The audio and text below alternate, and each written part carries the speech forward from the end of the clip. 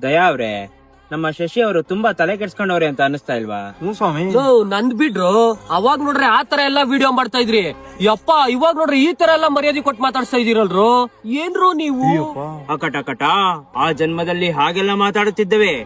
ಶಶಿ ಅವರೇ, ಈ ಜನ್ಮದಲ್ಲಿ ಹಾಗೆ ಮಾತಾಡೋದಿಲ್ಲ ಅಂತ ಶಪಥ ಮಾಡಿದ್ದೇವೆ. ಹಾಗಾಗಿ ಮರ್ಯಾದೆ ಕೊಡುತ್ತಿದ್ದೇವೆ. ತಗಳಪ್ಪ.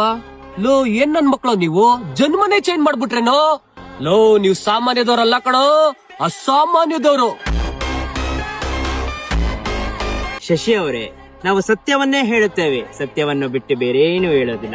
ಸತ್ಯವಾಕ್ಯಕ್ಕೆ ತಪ್ಪಿ ನಡೆದರೆ ಮೆಚ್ಚನೆ ಪರಮಾತ್ಮನು. ಇಲ್ಲ ಖಂಡಿತವಾಗ್ಲೂ ಇಲ್ಲ.